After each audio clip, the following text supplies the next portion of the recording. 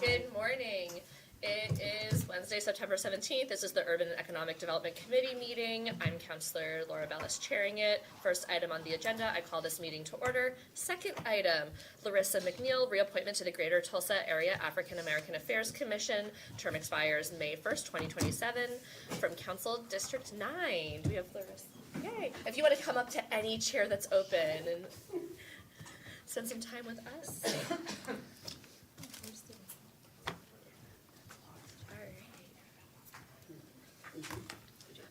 Did you give someone the bad chair?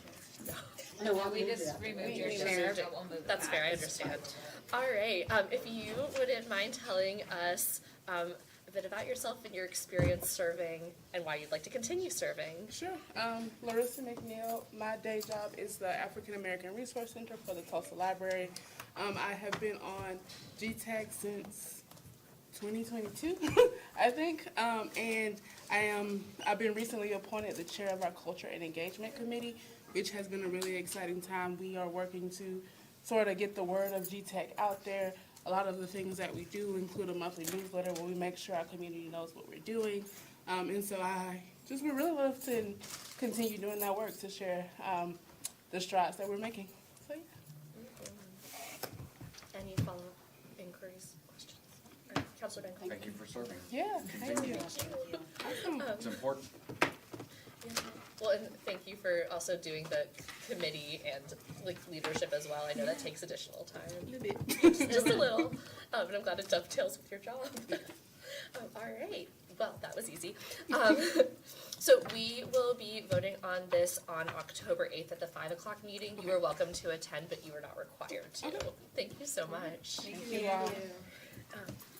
All right, item 3, ordinance amending the fiscal year 2025-2026 budget to transfer unencumbered and unexpended appropriation balances of $636,295.71 between projects within the TMUA Sewer Capital Project Subfund, $1,927,013.62 between projects within the 2022A Sewer Revenue Bond Subfund, and $352,445.25 between projects within the Stormwater Capital Project Subfund. And we have Jared with Finance to tell us more about it. Morning, everybody. Jared Moulton, Budget. This budget action is primarily a cleanup situation across the 3 funds you had mentioned: the Sewer Capital Fund, the 2022A Sewer Revenue Bond, and the Stormwater Capital Project Fund. We're sweeping projects that are completed with any remaining imbalances and putting that money towards projects that need additional funding. In the Rev Bond, it's a general sweep of completed projects at Joe Creek, LaFortune, and Northside Wastewater into the sewer rehab, which is the concrete program. Water and Sewer puts money towards that every year for concrete replacement. It is a programmatic project that just continues on every year. Sewer capital sweeping to that, and then some other projects that had inflationary increases since they kicked off. And then the Stormwater Fund is sweeping to the Improvement Citywide project, which would be channel repair and such. All right. Sounds like that's that. All right. We are on. Yum sewer. Thank you, Jared. Thank you all. We are on agenda item 4, rezoning application PUD 727A, abandoning a portion of PUD 727 for multiple lots located north of the northwest corner of North Martin Luther King Jr. Boulevard and East Latimer Place, requested by William Wilkins. This is in Council District 1. Team APC voted 9-0 to recommend approval. And it's okay. We're getting slides up, and we have Susan Miller from the planning office with us. I just used that. Thank you.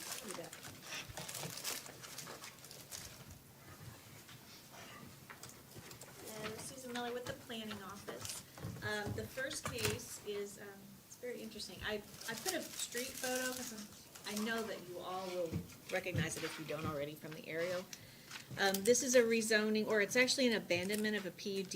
In the early 2000s, there was a PUD approved here in order, it was RS4, but in order for the developer to do smaller lot sizes than was allowed in RS4, which is a minimum of 5,500 square feet, they wanted to do, I think the PUD allowed as low as 4,250 square feet per lot. So the RS4 zoning stands, and this is unique because in the recent years, maybe 4 years ago now, the neighborhood infill overlay was adopted. So they really want to take off the PUD, utilize the neighborhood infill overlay for those properties. You can see, I think, let's see, there's 7 lots that are developed, so the homes that are developed just sit to the north, so they're not in this boundary. The PUD standards would still apply. All of the vacant lots, the 26 vacant lots, would be subject to, really the NIO is how he wants to develop. He wants to develop duplexes, which in standard RS4, you'd have to go to the Board of Adjustment, or in this case, we'd probably have to do a PUD amendment. So this allows him the allowances in the neighborhood infill overlay. And we did have, oh, there we go. Okay, so I know you all know this area. So anyway, yeah, this is what it looks like. They've remained vacant for quite a long time, for I think about almost 20 years.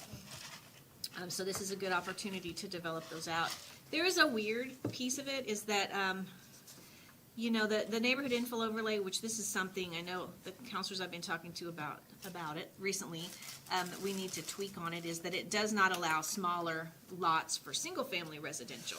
So, for instance, the homes that are there, that are taken out of, that are not part of this request today, those would, like, if those were taken out of the PUD, those would be non-conforming lots because those are smaller than are allowed in RS4, and the neighborhood infill overlay doesn't accommodate for smaller lots for single family, which is something we want to adjust in our, as we go forward. But anyway, so that's really the intent. So he does intend to do either, I think duplexes. I know he gave a rendering. I don't think it's exactly right, so I hate to even share it. but I didn't see it in the backup. yeah, he gave it at the, I'm not even sure that it's meant for At the this, planning? so I didn't really, he gave it Okay. at the planning commission. Okay. It just shows, you know, I'm not sure how much of that is really, you know, something that's, it's how But much he's it's gonna definitely look looking like. to do at least duplexes. Right, at least 2 units And per they'll be lot. facing the street just like. Right, and those there is alley access on all I of know. these lots, so they, yeah. are. The lots go pretty deep, so that's Yeah. why I was asking. I mean, there's even room, I would think, for accessory dwelling units. Yeah, But there, would, is that allowable in the, so in the NIO, yes. in IO? Yeah, Okay. this is a really good opportunity. It There is. were a It's a couple lot of of vacant people that spoke against it, just things like out of character with the neighborhood, lower property values, things you hear, you know. That's never true. So that's it. I think this one was unanimously recommended for approval, yes, by the teammates. Okay, any other questions? All right, we are on item 5, rezoning application Z7823 from RS2 to CG for property located north of the northwest corner of East 11th Street and South 129th East Avenue, requested by Stephen Anderson. Council District 3, Team APC voted 9-0 to recommend approval of CG zoning. So this is a couple of acre property. I don't know the zoning. Oh, somehow I didn't put the zoning on there. I don't know, but anyway, currently the zoning is RS2, and it is obviously not an allowed use what he's doing right now. And I think that's what really prompted the rezoning request, was the code enforcement violation. So not only is he doing a use that's not allowed, there's some other things too that are being worked at in code enforcement.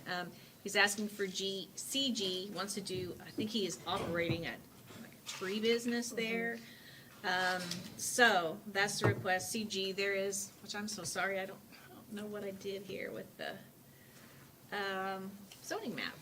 But there is some zoning in the area that is comparable to CG. There's CG across the street, CS to the south, corridor plan to the north. So this is his request to go to CG on this 2-acre piece. There's a lot of things he would need to do. Also, part of it would be screening from any R districts around him. Out of curiosity, is this one of those circumstances where someone's non-conforming, but it's a use that they've been doing for, like, it's been used that way for such a long time it predates the zoning? No, code? no, Okay. this No, is it's not, just yeah. Not that. Yeah, just this is checking. not that, not in Okay. this case. Yeah. And I haven't heard any pushback from anybody Okay. in the neighborhood. as I far as mean, that he goes. will have to get permits and become compliant, so he'll have to do the screening, so it'll approve the property. I mean, that's the intent, if it is approved. Yeah, I'm glad code's on it. Yeah. So glad. Okay. All right, we are on agenda item 6, rezoning application Z7830 from AG to RS4 for property located north and west of the northwest corner of East 11th Street and South 145th East Avenue, requested by Preston Bartley. This is in Council District 3. TMAPC voted 7-2 to recommend approval of RS4 zoning. So this is the big one, big in a lot of ways, big piece of property, 80 acres, big one. The general plan yields about 292 lots. So this request is to RS4, and see there's the zoning surrounding there. You can see there's a lot of residential, a lot of, this is the part of town where you kind of see a lot of everything because it's transitioning to more urban uses, but you see some RS3, which has been there, a lot of it's been there since 1970 when the general version of the code we're working from. There's still some AG, which is of course what this one is zoned. Make sure that's right, yeah. So, here you go. Land uses neighborhood it's intended to be. There were, of course, there were some neighbors that came out that are used to larger lots and kind of had those kind of concerns about all those typical things you hear, traffic and just lots that were too small in their opinion. A lot of that. I think flooding was another concern that they had. So this is the concept. Of course, there's nothing tied to this. This is just straight RS4 zoning. So some of the lots are even, and what this illustration shows is that some of the lots are actually bigger than the minimum for RS4. They might even meet RS3 standards. So this was recommended for approval. There were 2 people that, planning commissioners, that did not support it otherwise. So it was Shane Hood and Mike Craddock. Councilor Dunn and then Councilor Decker, right? So, I met with the neighborhood, approximately 10 residents off of 142nd last night. And I've been in conversation with the developer as well as the neighbors. And the voice concern mostly had to do with flooding and Cooley Creek overflowing into properties off of 11th Street. So I did do my research, and most of the flooding that occurs happens northwest, which would feed into a reservoir that my understanding is going to be developed in the plan up there, as you can see. And so I met with the neighborhood last night to see if we could come up with some sort of compromise because they are adamantly opposed to it. They did talk about traffic. They are on septic. We talked about being able to connect their septic with city sewer if they so chose to do so. They talked about septic overflowing, and that's what brought that conversation up. We also talked about the traffic, and I indicated via the map that it would be multiple ways inside into the neighborhood, and it's only 142nd that has been in touch with me about this project on 142nd off of 11th. And so I brought up the possibility that, because they mentioned that emergency vehicles can't get through on 142nd, that they had to wait to be able to get back to their homes when there were emergency vehicles.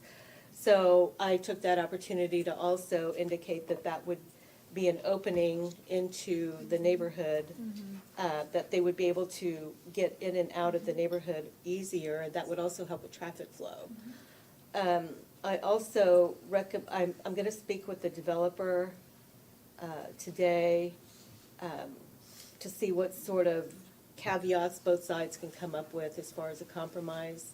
We also talked about the possibility that if this doesn't go, they want RS3 zoning and not RS4, and they are taken aback by the 292, but the developer suggested 276 based on 55 by 120 lots.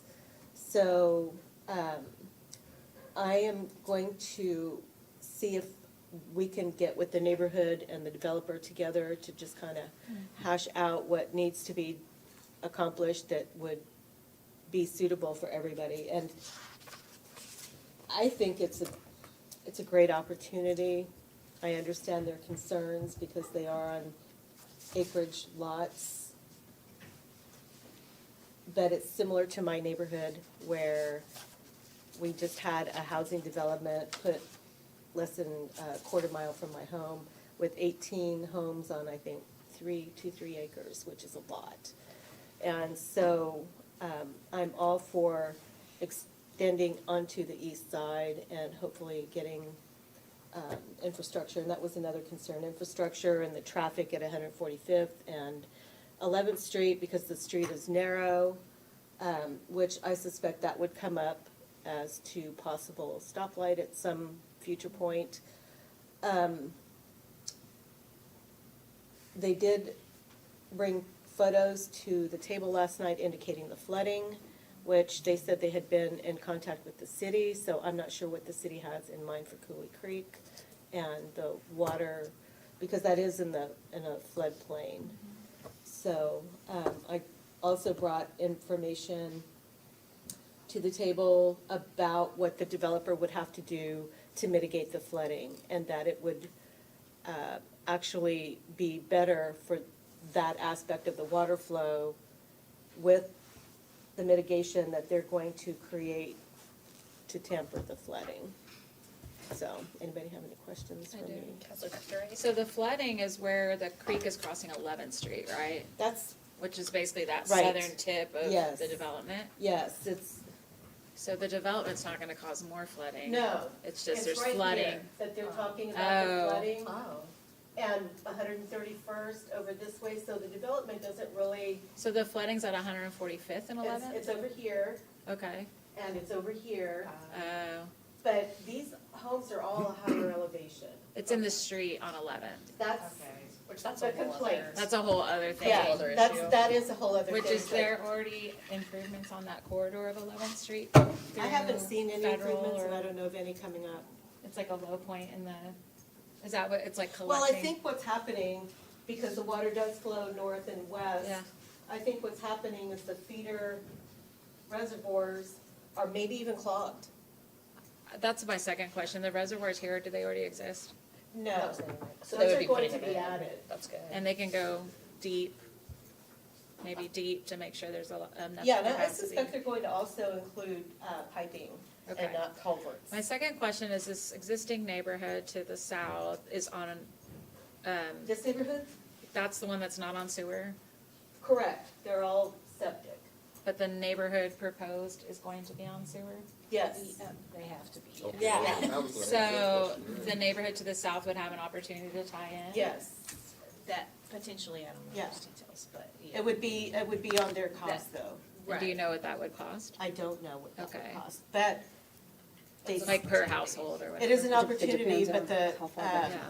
Homes are. the sentiment was they don't want to be on city sewer despite the fact that they said Well, there's then- septic. They don't have to. They don't have Yeah, to be. but those who want to can. Right. So my question is on 145th East Avenue headed north, I see a red dotted line on the neighborhood, would it tie into 145th? Like, would that connect through? Yes, right here, That dotted line that you're pointing to, is that 145th? right here.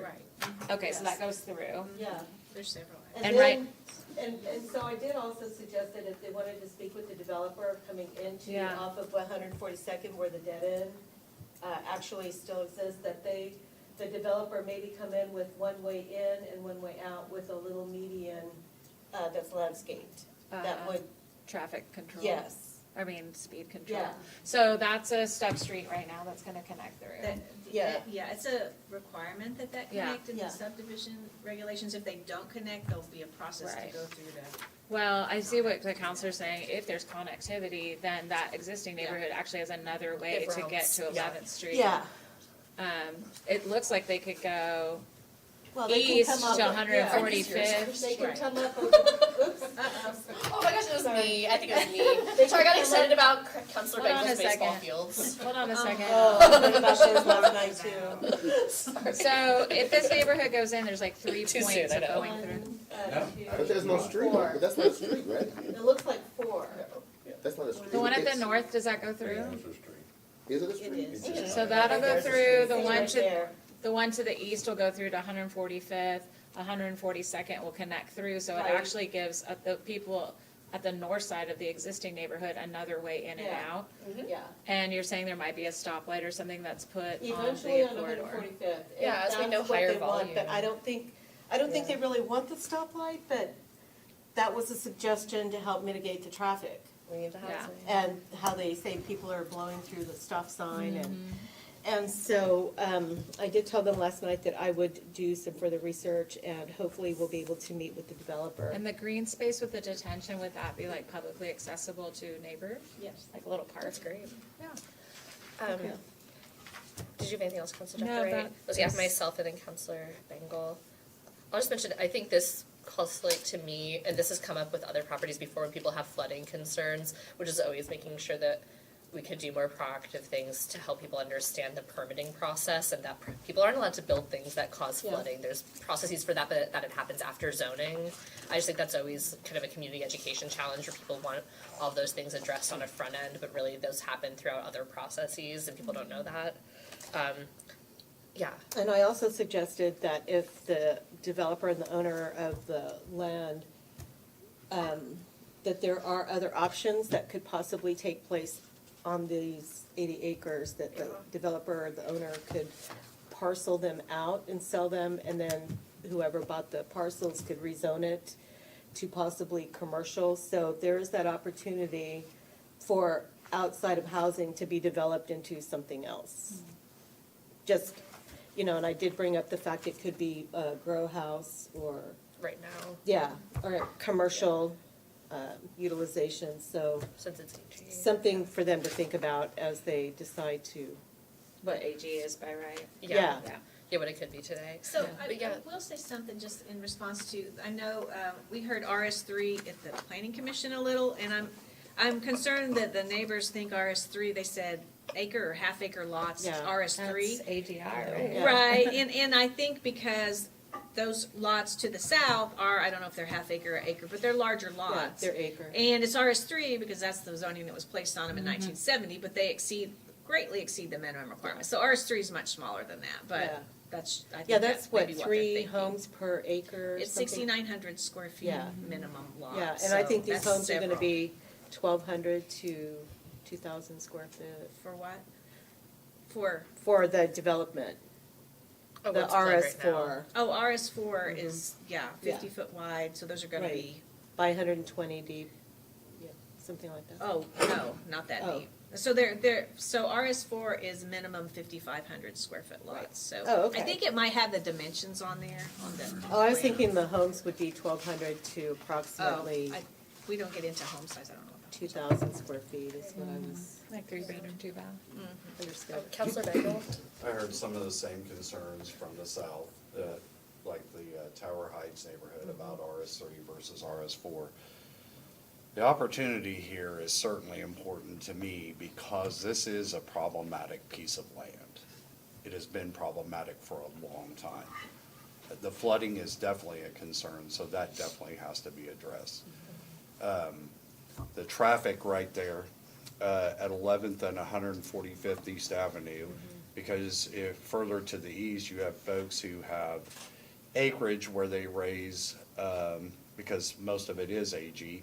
Some folks ride horses through there, and we had a death of a horse. Thank God it wasn't the kid who was riding the horse, but that intersection is problematic as well because you have trucks that are using that. You have people that are using that as commuter streets on 145th, 161st, 177th, even 193rd, that are using those as commuter streets because we have a different traffic management of stop sign versus stop light, right? So if you just go a mile to the west, over there to 129th, it's traffic lights. Well, on that 3-mile stretch, it's all stoplights. And so, of course, it may be 1 or 2-way stop. And Stop if there's no signs. traffic, yep.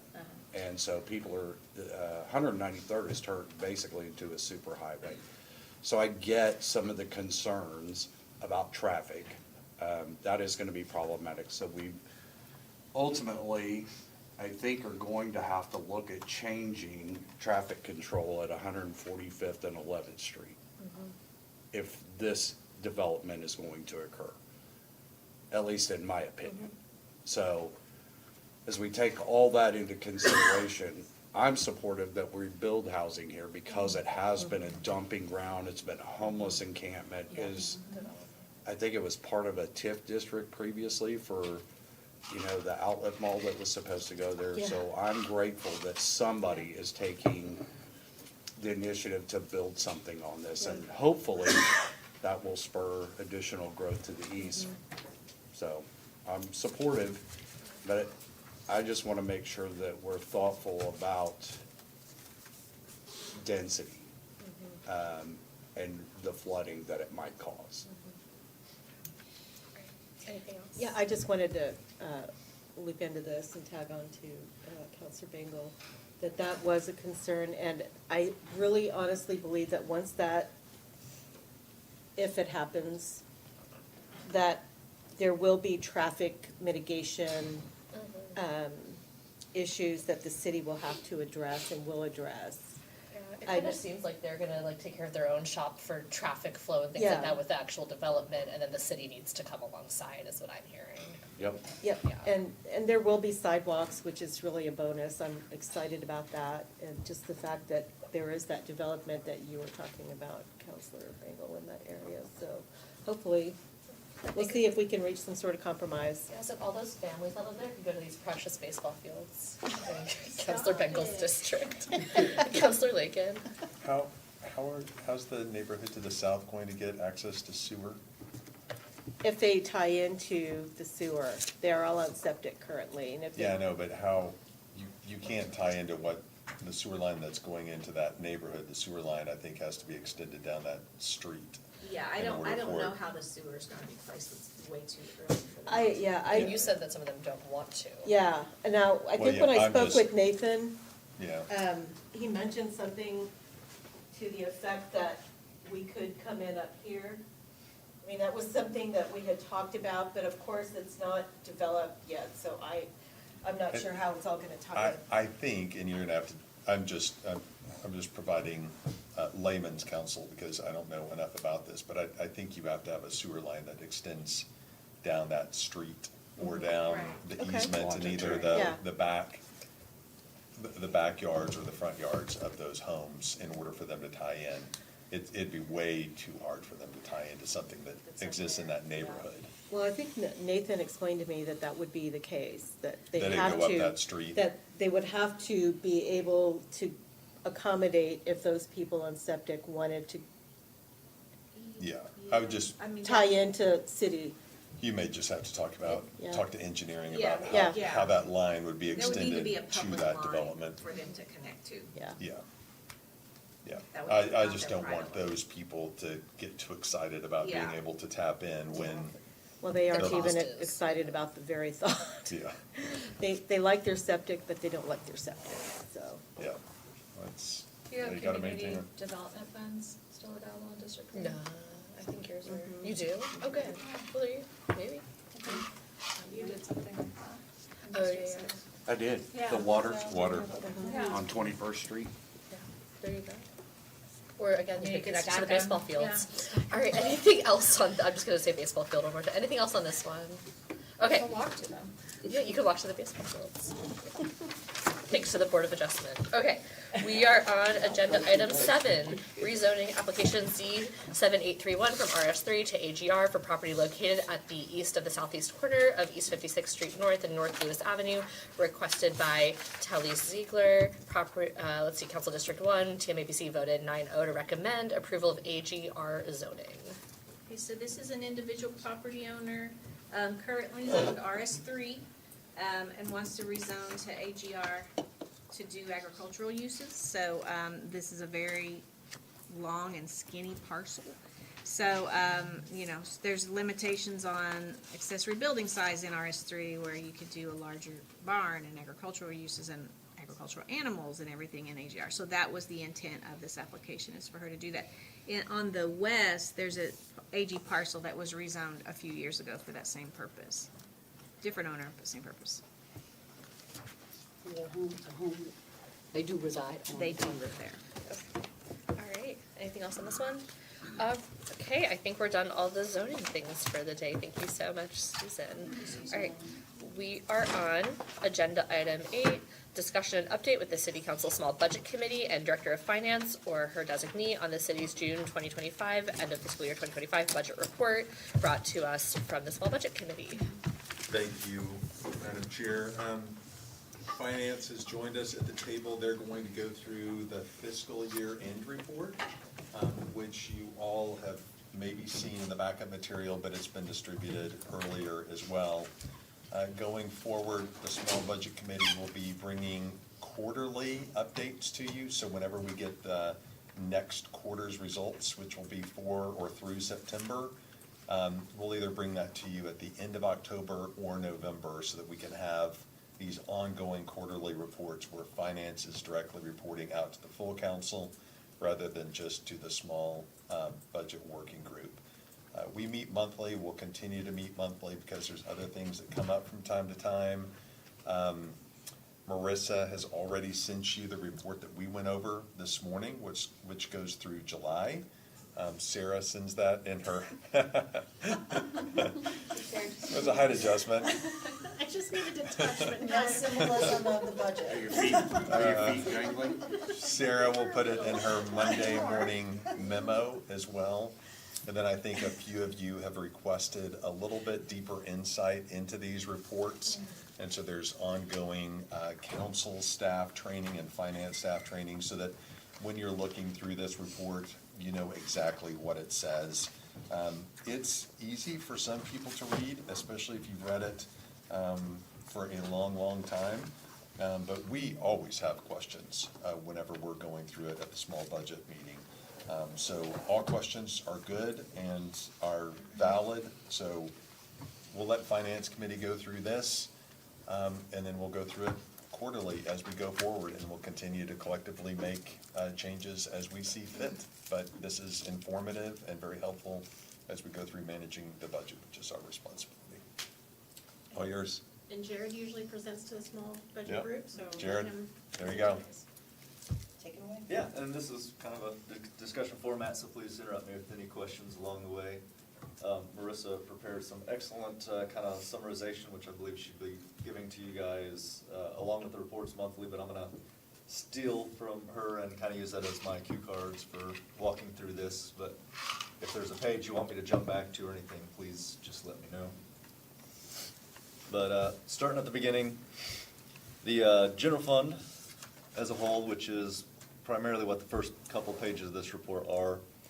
Well, let's go backwards one step. This is June 30, 2025. This is how FY 25 ended. So with that in mind, the pre-audited numbers we're looking at, we had revenue of $401.9 million, and outlay of $411.6 million. So we ended up exceeding our revenue by $9.7 million. I want to start with that thought and then move on to, if you look at just the revenue and expenditure pieces, revenue did exceed our original projections by $8.2 million, or 2.1%, so that was good, but conversely, the expenses also exceeded what we had previously budgeted in the original budget.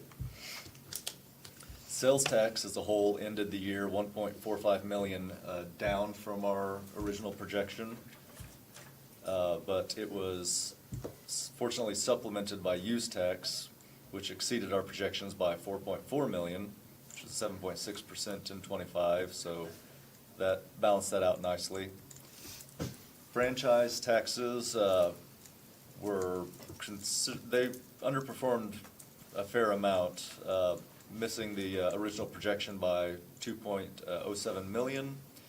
It's primarily driven by, weather and utility usage, right-of-way fees, the calculations, but it's a little bit of a broad brush, but if it's nice weather, they're not gonna have great franchise revenue.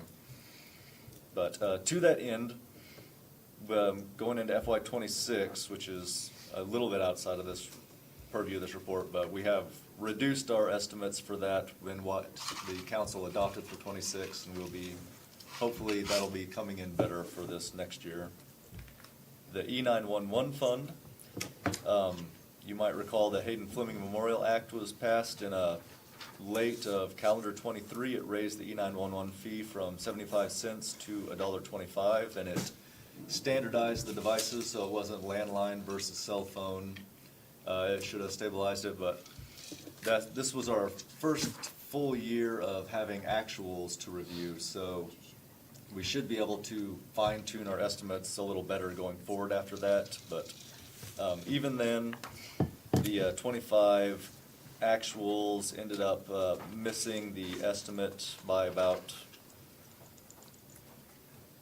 I had that number right in front of me, sorry.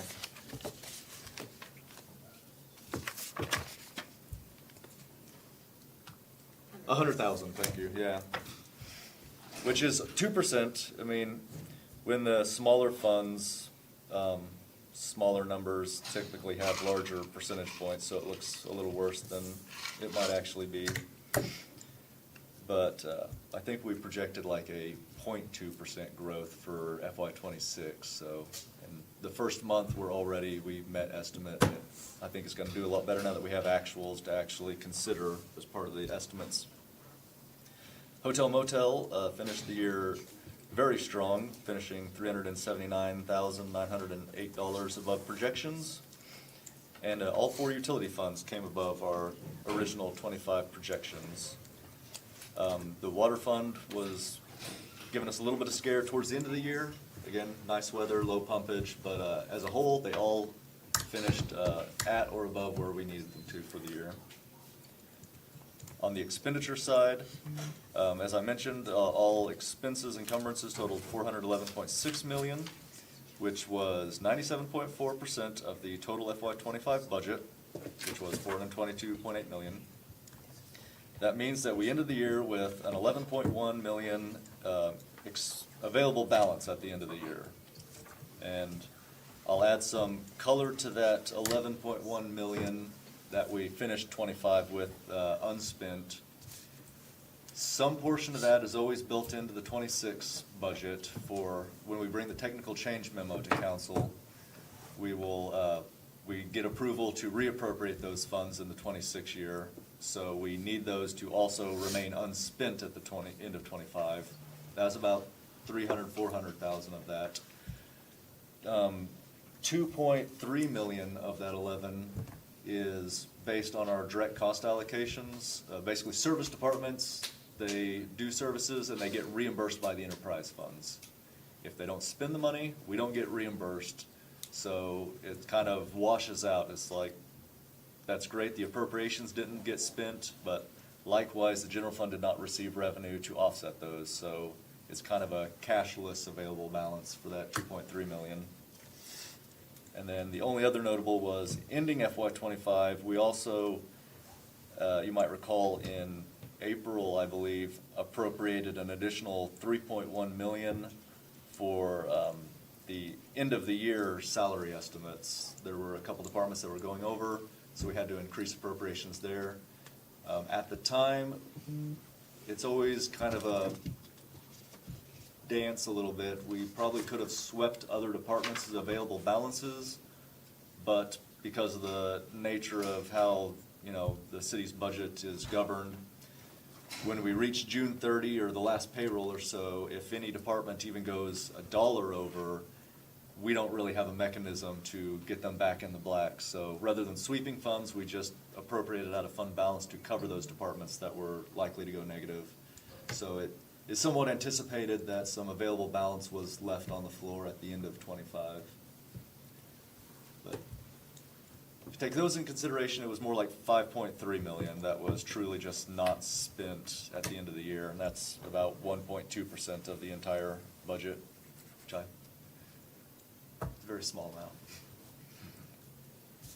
amount. That's really it. Happy to answer any questions. Do you wanna go to that one chart, Sarah, that we always talk about that? Yeah. There's these representations as well, that just, the blue line has now trailed off, so in the information that you get in your email box, or that is in your email box today, you'll notice the blue line is gone. There's another line added, so that we can go and watch our progress in fiscal year '26. But obviously, that tall $600,000 line is the PGA in '22, and then the green line in '24 is the Father's Day storm. So now the green line will be the one that stands out more than any others. So it's just a good representation of really the flows of our convention and tourism facilities fund revenues.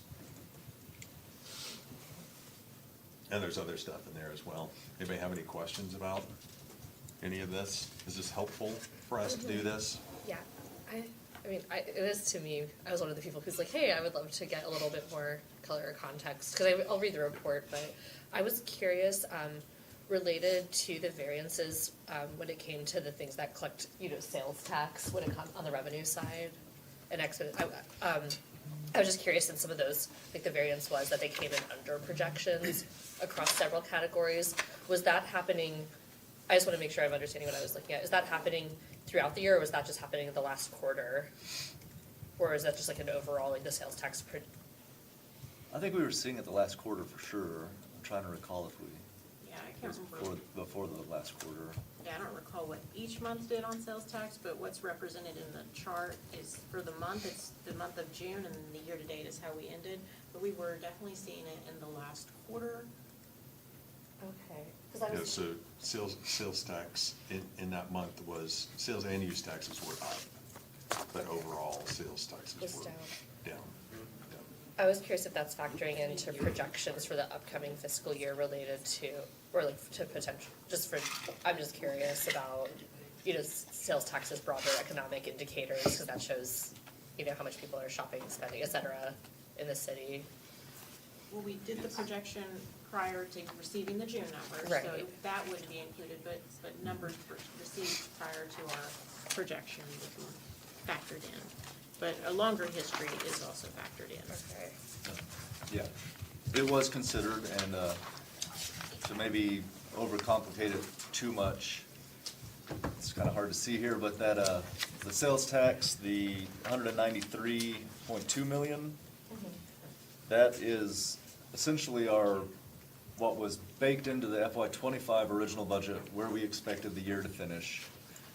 When we were back in March or April of '25, when we were putting together the FY26 budget, you'll notice in our budget book, there's a lower estimate than that for where we expected sales tax to come in.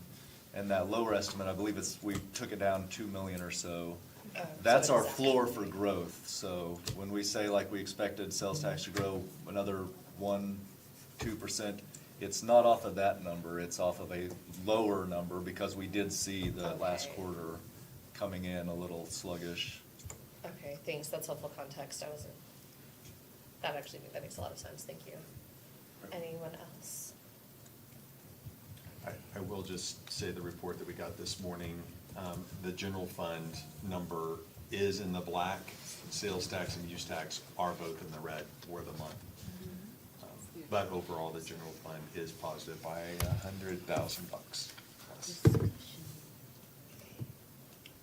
Great, anyone? Thank you all so much. God, this will be quarterly. All right.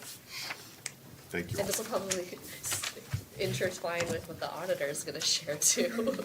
Good context for the next discussion. We passed around a Oh, yeah. lot of, a summary of what finance just went over with us. Thank you all so much. Yeah, that'll be helpful as well. Okay, we are on agenda item 9, discussion and update with the city auditor or his designee on recent audit reports and current priorities brought to us by Councilor Gilbert. And we have the auditor with us.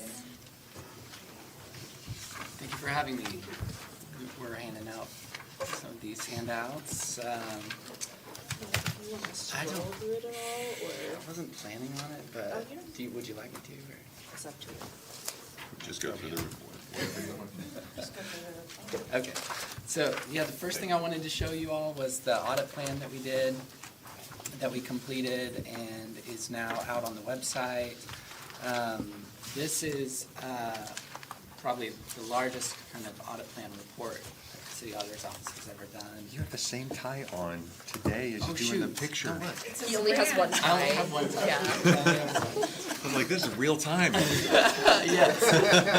Sorry. Yeah, thanks. Let's see here. Really, maybe direct your attention to page 4, has kind of the table of contents for you.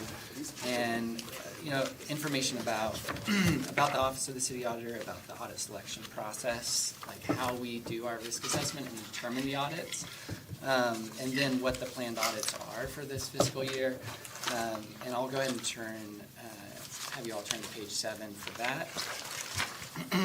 So the planned audits, we had carryover audits from the previous auditor's plan that we continued working on when I came into office in December. Segregation of duties, purchasing and maintenance of assets, customer service 311, and community engagement. Actually, a couple of those, community engagement was one that I actually put on the plan. That was before the fiscal year 26 started. But all of those are underway right now. They're in, most of them are in field work right now, so you'll be getting reports on those in the near future. Next page, are there any questions on those?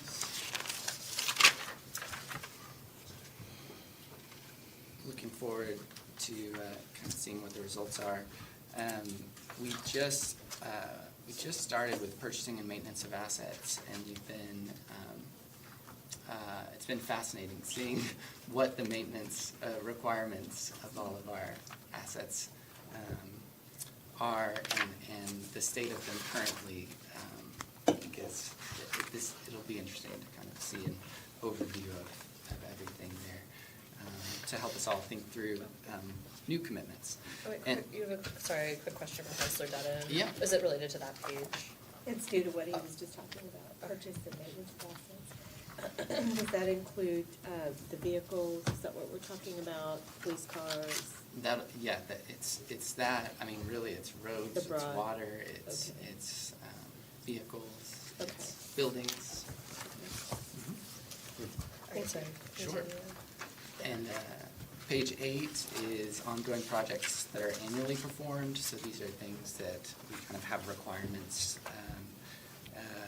mainly. And so the top 2, internal quality assurance review, that's where we review ourselves.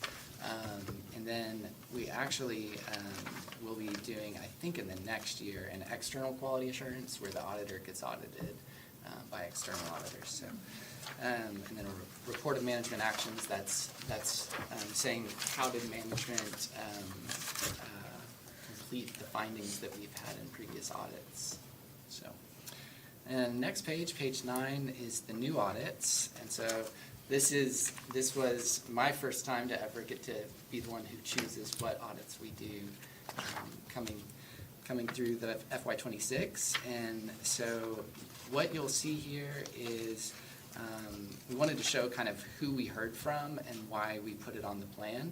And so we made those little tag boxes there so you can kind of see that. As well as the questions that we'll be wanting to answer in these audits. This is a lot more audits than we've ever done in a year, so we will be prioritizing these, and some of these will be moving into FY27, I have a feeling. We are about to move into the authorities, boards, and commissions audit. That's getting started next week with kind of a risk refinement. The other thing I would say about these is they're kind of large topics, you might have noticed, and so we're doing something a little different moving forward, where we actually spend 2 to 3 weeks really doing this risk refinement to go in, do community engagement, do engagement with the employees, and see like where can we focus the audit team to really have the biggest impact. And so things like homelessness and housing, I mean, we heard that loud and clear from our survey to the community.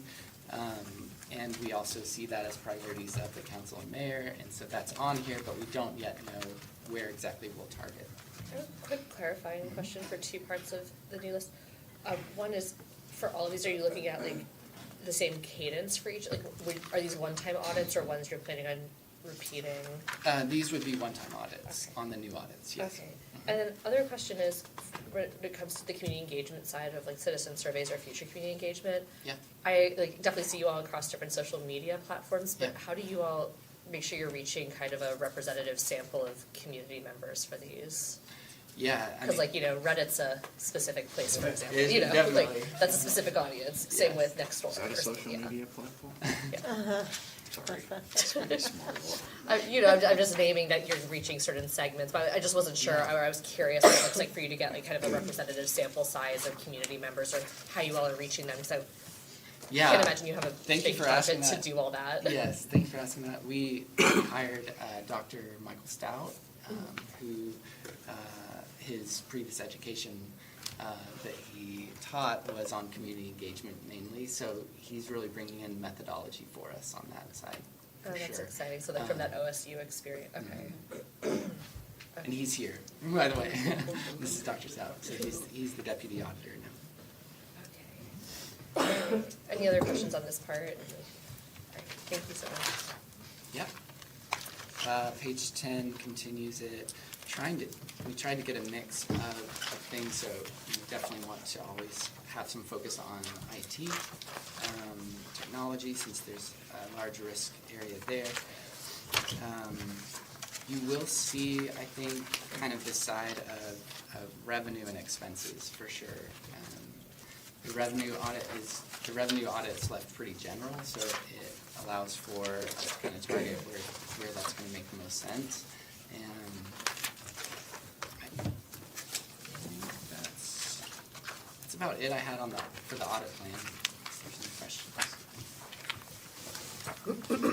And again, this is on the website. Alright, I have Counselor Dutton and then Dr. Wright.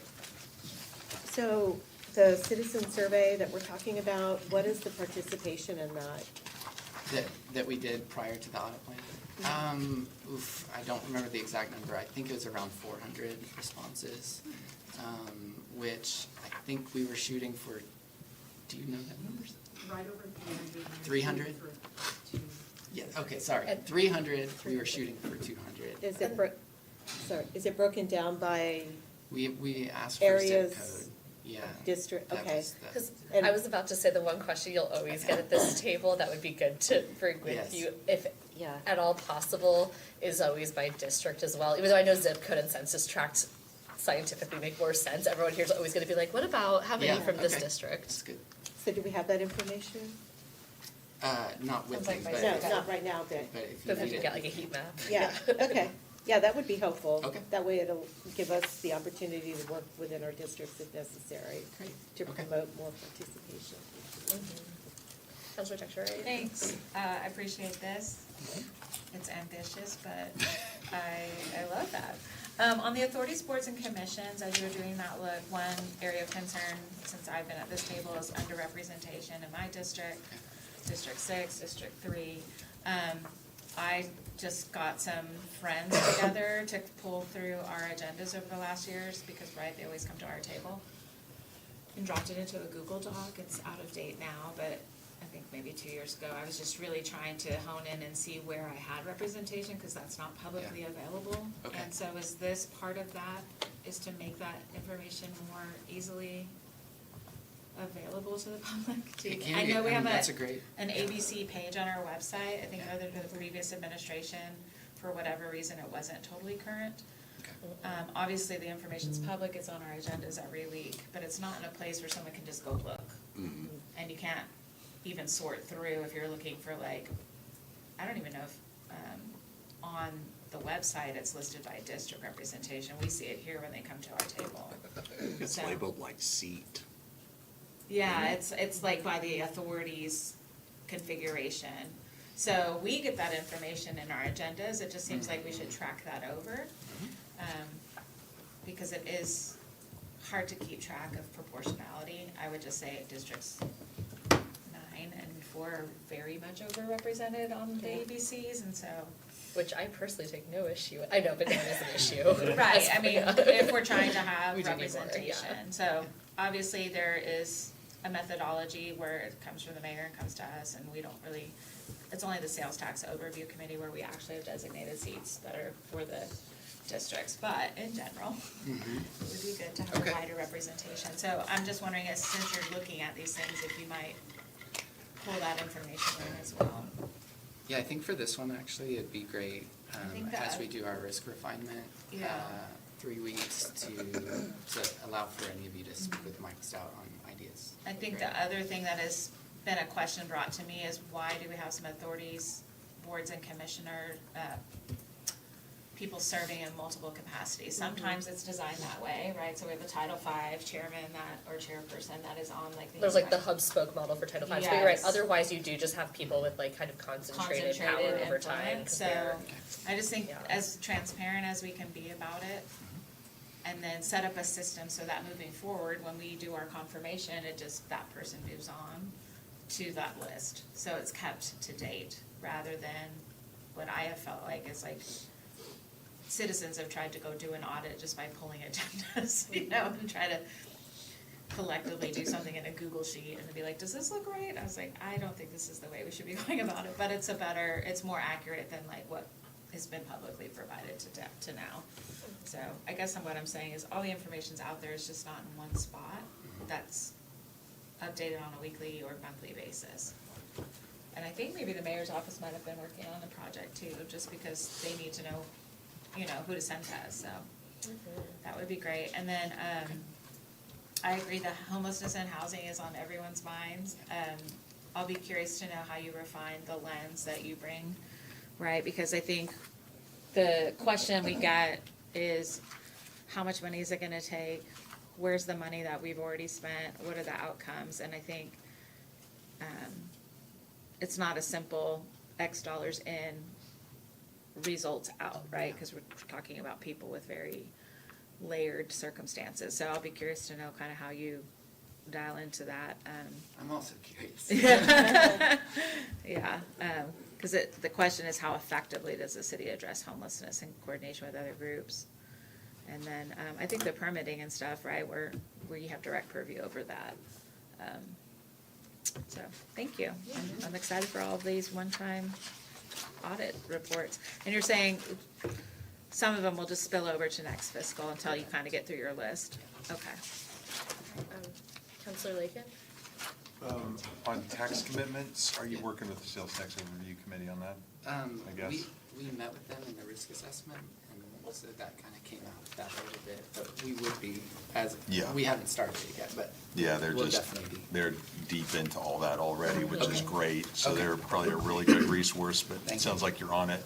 And is the police fund, is that the public safety fund that was that Counselor Gilbert created? Or is that something else? What page is that? It's on page 11 in that tax commitments. Oh, in It's the just tax called the commitments. police fund. Gotcha. It says improve our Tulsa That's and the my- police fund. That's my assumption, yeah. Okay, yeah, it's broader than that, so. Okay. It's just not police. Right. Okay, right, Public public safety. safety, gotcha, thank you. Yeah, so it may just broaden your, well, I don't think it broadens Isn't your it- is it scope because fund you're one? looking into the fund. What's the number on that? Is it Fund 130? 50? It's Fund 150. Thank you. It was one. That was a good question. All right, I have Counselor Archian and Counselor Bengal. Yes, thank you for this report. I had someone ask me, how do you utilize AI in your auditing? Had no idea. The city So- doesn't allow So, Right? Yeah, currently the city is working through the best way to use AI. it. Okay. Right now it's not at all, right? Which I there a think It's there's, just trying not to harm our electric bills. I don't know exactly where they've landed it, but there is a committee working on that. Okay, I so thought there's there a was a committee work. policy not to use AI. Or I'm sure they're like developing maybe a newer, Yeah. such an evolving situation. okay, so at this point not. Right. Okay, cool. Counselor Bengal? Old-fashioned way. Think, Obviously, the utilities billing is gonna be significant to our citizens because, we did an increase year over year of utilities, and there's projections of continuing increases, and so I think this is gonna be, especially since some of the concerns, questions, and issues that I've dealt with a lot. I will tell you, the folks that I deal with up in our utilities department are very fair, do a great job. So I'm really interested in this one specifically because of folks on fixed incomes and the abilities to pay that and make those choices month over month, because we do have more seniors that are challenged by that. And so, my view may not be the view you end up with, and so I think That's gonna be scary. I wouldn't think so, but It wouldn't be the first time. but you're doing audits not expecting a specific outcome. Correct. Right? You're going in there with an objective set of eyes, and so I'm really interested in hoping that this comes out the way I see them. So I know there's always going to be, when you deal with a population this large and this many customers, accounts, and all those things, there's going to be mistakes, but hopefully it's just not some of the things that, most people think is that the city's gouging me, so, especially when it comes to estimates, right? Because that's always been a big concern, especially as we go through this AMR replacement process, so, yep, that'll be definitely an interesting, so, just like Counselor Nectar Wright says, this is a pretty ambitious Yes, it is. ambitious agenda. Are you doing these in the order they're listed here? No, Okay, no. good. Because there's certain ones where I'm like, you should do these sooner. Are you I don't know if do you have a timeline of when you're already planning to do what? Yes, Okay. we do, but always happy to get input from you all. I think you should do the 911 one sooner. Well, that's what I wanted to comment on. Oh yeah, here, I had one other question related to the utility billing piece. I just wanted to mention to you, because I think this also feeds into, depending on what kind of reporting you generate, why it could be further conducive to show some things by council districts. I know we were talking in our habitability working group recently about early indicators when it comes to eviction prevention, and that things that occur with water bills could be really key to that. But it would definitely be helpful to know how, what that data set really is or looks like.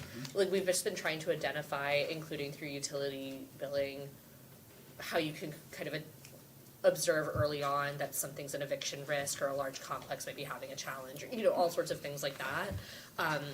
And so depending on what you uncover and then what kind of reporting you're providing, I'm just naming like ways that we might end up having policy implications from it, right? Because I'm sure you're gonna find things that'll have more like process and practice implications, and then there's policy ones. And I think whenever there's potentially policy ones, it's really helpful at this table that if there is a data set to see, like if you can overlay it in ArcGIS or something with council districts, that then does help us kind of, each make our own assessments about what would best serve our district from a policy perspective. Again, that really depends on what data sets you guys generate, but just naming like that, if you're like, okay, this actually could have these types of implications, then that would be a really helpful way to see the data. And wanted to mention to you our own kind of thing we're investigating related to utilities right now about early indicators. Thank you, yeah, Yeah. that's great. Councilor Dr. Wright. I would think even blue maps would help us because we know our district boundaries if we can't get that overlay, but Yeah. just kind of see. So I did want to ask about the 911 or just make a comment. So when you say police departments, because it's under their purview, but it'll be looking at the entire system under the municipality. Yeah. And we're getting very close on having our RFP done. I'm looking at Counselor Bangle because we were in the interview process. So that to say, we're bringing a consultant in to look at the whole system, but certainly we'll be looking at this piece, I would think. And that is, with that one, we did prioritize that towards the back of the fiscal year to see kind of the Yeah. outcome See of where that for- outcome- Yeah, I was Okay. gonna encourage to kind of let those folks do the work, Yes. but then maybe be in dialogue with them about the pieces that you're trying to pull out, so we're being efficient with Agreed. your time and their time on that piece. Perfect. Their scope is much broader than that, Okay. but I just think as they're collecting data, and we've asked that they engage citizens in a Great. pretty robust way, so I think, I would encourage us not to be siloed even in this building, because clearly there's overlapping work to be done. Perfect. Totally agree. Okay. Anything? Well, yeah, so.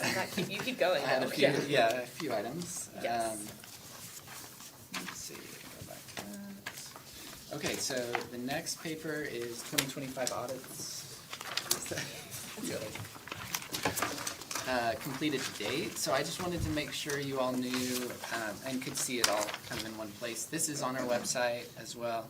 We're really trying to be much more transparent on our website with everything that we're doing. We have current audits up there, and we even have a Domino's type tracker of where the audits are, what stage they're in. But these are ones that have been completed so far, and I wasn't going to go through all of them for time, but I did want to say that really, if there are any of these that you want me to come present on, I'd be happy to do that. And then the last one is the special project budget analysis. So we just completed this and emailed it to you all last night. And I thought it would be good to bring that up for you if that's helpful. At the, I guess this was, I can't remember if it was like February-ish, but we had some extra resources and we had a special request from the mayor. And so we can do, through the Institute of Internal Auditors, we can do kind of these compliance audits, but we can also do advisory, where we're kind of on the front end, helping answer questions. When we do that, we have very specific agreed upon procedures before we start a project, because we're working in more of a consulting type engagement. And so this had a very narrow scope of really just looking at only the budgeted amounts in this project. So we did an analysis of FY 2025 budget general fund and comparison of sales tax rates of Oklahoma municipalities. That's what was requested of us, and so we did that, with an independent and objective review. The project procedures, we collected and reviewed budget expenses and revenues for FY 25, and then we identified and quantified unbudgeted financial needs and obligations that happened kind of throughout the year that increased those requirements. And then we compiled comparative sales tax data for the rate data for 14 surrounding municipalities. And our key observations were that budgeted expenses exceeded budgeted revenue by an estimate of $15.2 million in the general fund. Of course, that's because there's a fund balance that you can do that. But I think the purpose of this was to really understand, if we fund everything that we say are our commitments, what is needed for that on an ongoing basis. So projected total for unbudgeted financial needs and obligations was $21 million that came up during the year. And that's kind of laid out there in the budget analysis section. And then we also have in the appendix that kind of laid out as a chart for you. And then Exhibit 2 includes all the sales tax rates and where Tulsa falls in those. Two questions. Yeah. One, I'm just curious how unassigned fund balances factor in when you're talking about like the revenue expenses and what does or doesn't match, what does it doesn't match up when it comes to actuals. Yeah, so I mean that's basically you're able to do that because you do have those fund balances.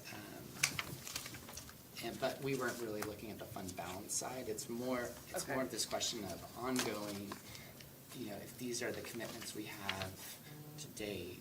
And if we were to actually fulfill all of them. And if we were to fulfill all of them, this is kind of the revenue we would need to be sustainable in an ongoing fashion. And then out of curiosity, looking at Exhibit 1, where it mentions the police vacancy, is that saying, I want to make sure I'm reading this correctly. Yeah, Is that saying that amount is if we'd actually filled those positions and Yes. otherwise those dollars were not spent? Or were those dollars reappropriated elsewhere and spent? those were not even budgeted. So You're we saying knew if that relative to the or goal. assumed that those wouldn't all be hired based on the academies that were scheduled. Okay, I see. That's where I got a little unclear. Yeah, Okay, so sorry, we didn't budget for, because we weren't projecting those hires, but if we were to meet that goal. That's for authorized strength. Yes. That's the authorized strength number, okay. Is that, I'm asking. That's the my question. understanding, yes. 12 million's for the authorized strength. Yes, yes, okay. Say what? An additional 12 million. To reach authorized strength. Correct. But we don't budget for authorized strength. Okay, Correct. that was, okay, correct. And then, related to like the unknown budgetary costs, for the legal department compensation, is that when we have to hire outside counsel and that's the unknown, or is that? I think this one came about, and I can be correct, in FY 25 because, let's see here. was due to struggling with hiring, and so it was pay rate adjustments to market. Okay, that makes sense. Okay, great. Any other questions about glamorous stuff? I have a question about the grant funded, is it only federal grants? I Not don't private philanthropy? believe so. Oh, only philanthropy. That's a good It question. says I three can look point into six that. nine three personnel covered by federal, but we do have private philanthropy that covers some positions in the city, do we not? So, That's what, yeah. is this that only federal, like can ARPA or? Could you check can that, look actually be into that. Okay. interesting. I know sometimes we start something with private dollars, but then it becomes a question of like, how do we continue to have it there? I can answer that. Oh, It's both. It it's is both. both? Yeah, Okay. I'm sorry, Thank you. we saw that. That's later, less than I so thought it would be for it's both. Federal, but it's federal and private. Does that include like the ARPA funded positions that need to move on to general fund? When we look at that 3.693? Yes, okay. Thank you. Mhm. Okay, anything else? Thank you all for Yeah, letting me. thank you so much. Thanks. Bring a Thanks for bunch being of such a proactive auditor, and thanks Counselor Gilbert for putting this on the agenda. All right, with that, we are, item 10, we are adjourned.